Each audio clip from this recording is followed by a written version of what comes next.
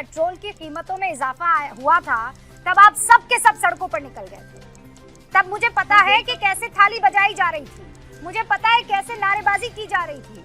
आपकी की पूरी फौज इकट्ठी हो गई थी कि ये देश का क्या हाल आप लोगों ने कर दिया है। और आज आप ये चाहते हैं कि हम इस बात को समझें कि सरकार का खजाना क्यों भरना जरूरी है, गरीबों के लिए योजनाएं कितनी महत्वपूर्ण है। तो तब भी वही हो रहा था, लेकिन यहाँ पेट्रोल पर 150% टैक्स, डीजल पर 100% टैक्स। हम कहाँ रह रहे हैं sir? Where are we living? आपको देश ने वोट इसलिए नहीं दिया था कि आप पेट्रोल को सचिन तेंदुलकर बना दें। लगातार 11वां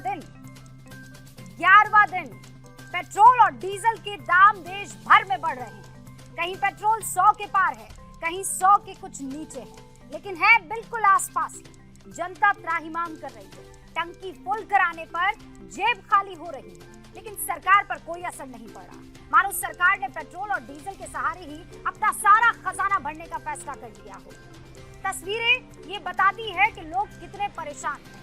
पेट्रोल जो करीब 32 रुपए का आया करता था, उस पर केंद्र और राज्य सरकारें इतना टैक्स लगाती है कि कीमत 100 के पार पहुंच जाती है। बिल्कुल सही सुना आपने, 30-32 के आसपास आने वाला पेट्रोल इतना महंगा कर दिया जाता है वैट और सेस और एक्साइज ड्यूटी लगा करके कि वो 100 के पार पहुंच जाता है। डीजल हर सामान की महंगाई से जुड़ा हुआ है, जानते ना आप? सब्जियों की ट्रांसपोर्टेशन से लेकर हर चीज में डीजल की खपत महत्वपूर्ण होती है। उस पर 100% से ज्यादा टैक्स लगाकर हर सामान को महंगा किया जा रहा है। विपक्ष पिछले कई हफ्तों से लगातार इस महंगाई के खिलाफ सड़कों पर है, लेकिन सरकार पर कोई फर्क नहीं पड़ रहा है। जिस मनमोहन सिंह की सरकार को बीजेपी के नेता तेल की कीमत के मोर्चे पर घेरा करते थे, उसके मुकाबले फिलहाल इस सरकार ने डीजल पर, सुनिएगा गौर से, फिलहाल इस सरकार ने डीजल पर करीब 800% एक्साइज ड्यूटी को बढ़ा दिया है। पेट्रोल पर 250% एक्साइज ड्यूटी को बढ़ाया जा चुका है, लेकिन सरकार को कोई फर्क नहीं पड़ा है। पीयूष गोयल कहते हैं कि कीमत में सिर्फ 5 से 10% की बढ़ोतरी हुई है, लेकिन सच्चाई ये है कि पिछले एक साल में दिल्ली में पेट्रोल 18 रुपए प्रति लीटर यानी करीब 25% महंगा हो चुका है। आज हुंकार भरेंगे इसी महंगाई के खिलाफ, लेकिन मैं चाहती हूँ पहले इस रिपोर्ट को आप देखिए। नहीं रूबिका जी प्लीज रुकिए, एक सेकंड रुकिए। रूबिका जी मुझे ये बताइए बड़ा मुद्दा क्या है? रूबिका जी मैं एबीपी न्यूज को कंप्लेंट करता हूं। नहीं रूबिका जी मैं ये एबीपी न्यूज पे भाग नहीं लेना चाहिए। नहीं रूबिका जी जस्ट अ सेकंड रूबिका जी एक सेकंड। रूबिका जी मैं एबीपी न्यूज को कंप्लेंट करता हूं। मैं यहाँ पर बतौर एक पैनलिस्ट बैठा हूँ, राष्ट्रीय प्रवक्ता हूँ पार्टी का। यहाँ तू तड़ाक सुनने नहीं आता। मैंने किसी को भी तू नहीं कहा। मैंने मेरे यहाँ दूसरी प्रवक्ता कॉमेडी सेंटर में जाया करिए, यहाँ मत आया मैंने एक बार आप कॉमेडी सेंटर के लायक हैं, वहाँ पर आप अच्छा करिएगा। रूबिका जी मैं एबीपी न्यूज को ये एड्रेस कर रहा हूँ। कैसे लोगों को आप बुलाते हैं? रुक जाइए, आपने अपनी बात रख दी। कैसे लोगों को बुलाते हैं? किसी ने इंटरप्ट नहीं किया था। ओके आप रुक जाइए, आप उनको कहने दीजिए। रूबिका जी आपकी आवाज कम करिए, बोलने दिया। सुप्रिया श्रीनेत आपकी बात सुनी, हर किसी ने बेरोक-टोक आपकी बात सुनी। अब आपको वो मौका देना चाहिए सामने। मेरी आवाज क्यों कम होगी? नहीं, कौन कर रहा है आपकी आवाज कम? आप रुक जाइए सुप्रिया श्रीनेत। समझ पाता मैं गलत बात सुनती हूँ ना, कहती हूँ मैं गलत, लेकिन सुनूंगी भी नहीं। रूबिका जी ये सुन लीजिए आप। रूबिका जी मैं बिल्कुल ये आप डिबेट कराइए प्लीज। रूबिका जी ऐसे नहीं हो सकता, ये ऐसे नहीं हो सकता। चुपचाप आप रूबिका जी इनको शांत करिए। अब रुक जाइए। और एक्चुअली तो कांग्रेस के प्रवक्ता इन डिबेटों में भाग लेने ना आए। अगर राहुल गांधी की भाषा को सिर्फ आप ही लोग समझ सकते हैं, तो फिर राहुल गांधी को आप ही लोगों को भाषण देना चाहिए। बहस की नहीं, मेरा काम है सवाल करना। आपका काम है सवाल पूछना, मेरा काम है सवाल करना, तो मैं सवाल ही तो पूछ रही हूँ। घोषित और घोषित प्रवक्ताओं से नहीं मिलेंगी आप। अरे नहीं, ये अहंकारी महिला को कहाँ से लाते हो? सब कुछ इसी महिला को पता है, बाकी किसी दुनिया में पता नहीं है। आप तो सालों से ये you are the most arrogant, rude, uncouth, uneducated, illiterate हुआ था, ये करना चाहते थे। आखिर उनके मन में जहर कौन बो रहा है?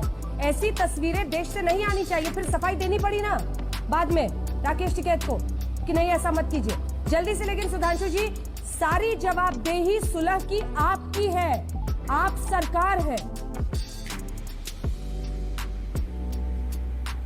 देखिए समस्या क्या है कि आज राकेश टिकैत जी भी चाहे तो इसको नियंत्रित नहीं कर सकते थे। जैसे उन्होंने कहा किसान पीछे नहीं हटेगा, हटाने की हैसियत ही नहीं रह गई किसी की। शेर की सवारी है, कर लिया। आग लगाना आसान होता है, उतारना मुश्किल होता। अभी आपने कहा बागपत, मुजफ्फरनगर, शामली, वहां खेत वो किए जा रहे हैं। बताइए गोरखपुर, देवरिया, महाराजगंज, जौनपुर, बलिया, वहां क्या है? एक प्रदेश में भी नहीं है पूरा आंदोलन।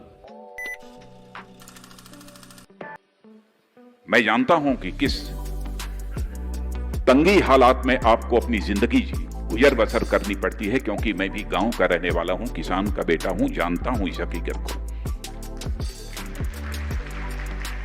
कई बार सूखे के कारण, बाढ़ के कारण, कीड़े लग जाने के कारण फसलें बर्बाद हो जाती हैं, फसलों की उचित कीमत नहीं मिलती है, घर में त्राही त्राही मच जाती है। मैं भी एक अच्छा काश्तकार हूं, लेकिन सब कुछ होने के बावजूद जैसे लगता है कि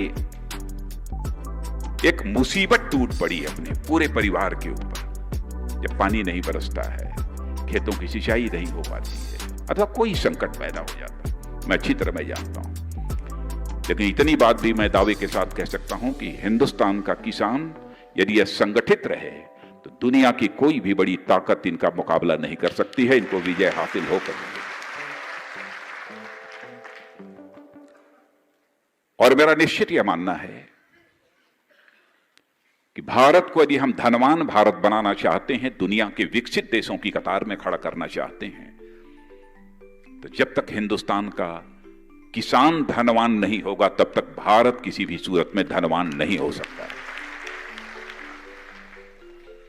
किसानों की माली हालत हमको सुधारनी होगी, उन्हें अपने उपज की उचित कीमत देनी होगी। और इस हकीकत को भी मैं जानता हूं, केवल कृषि के माध्यम से हम किसान को जो ताकत देना चाहते हैं वह नहीं दे पाएंगे। इसलिए आवश्यक है कि हर किसान परिवार में कम से कम एक जवान ऐसा जरूर हो जो कृषि के अलावा कोई अन्य दूसरा पेशा करता हो। एक ऐसे हालात हमको पैदा करने पड़ेंगे इस हिंदुस्तान में। कोई दूसरा छोटा मोटा रोजगार कृषि से ही जुड़ा हुआ रोजगार क्यों न हो, खाद्य प्रसंस्करण इकाई, फूड प्रोसेसिंग यूनिट ही क्यों न हो, कहीं न कहीं खेती के अलावा वह दूसरे काम में भी लगा हुआ, तभी जाकर किसान की माली हालत ठीक हो सकती है, और कोई दूसरा विकल्प नहीं है। और जो मैंने कहा ना कि आप अपने को कमजोर मत समझना, वो क्यों कहा है? वो इसलिए कहा है कि जब जब देश में सामाजिक और राजनीतिक परिवर्तन की भावना देशवासियों के अंदर मजबूत हुई है, तब तब वो परिवर्तन यदि हुआ है, चाहे वह सामाजिक परिवर्तन रहा हो अथवा राजनीतिक परिवर्तन रहा हो, तो पहली उस परिवर्तन की गूंज यदि कहीं पर सुनाई दी है तो गांव के खेत और खलिहानों से वह परिवर्तन की गूंज सुनाई दी है। तब जाकर देश में सामाजिक और परिवर्तन और राजनीतिक परिवर्तन हुआ है। और मैं आपको याद दिलाना चाहता हूं कि अंग्रेजों की हुकूमत जब इस देश में थी, उस समय भी चंपारण का किसान सत्याग्रह महात्मा गांधी का मुझे भूल नहीं सकते हैं। परिवर्तन की अलख जगाई थी उन्होंने। हम भूल नहीं सकते बारडोली आंदोलन सरदार वल्लभ भाई पटेल का, सिलसिला वहीं से शुरू हुआ था। इसीलिए जो मैंने कहा, बहुत सोच समझकर कहा कि सामाजिक और राजनीतिक परिवर्तन की गूंज यदि भावना उनके अंदर बलवती हो गई, तो पहली गूंज यदि कहीं सुनाई देगी तो वो केवल गांव के खेत और खलिहानों से। इसीलिए मैंने कहा, और किसानों की समस्याओं को आवाज देने का काम कई लोग, स्वामी सहजानंद जी सरस्वती, सर छोटू राम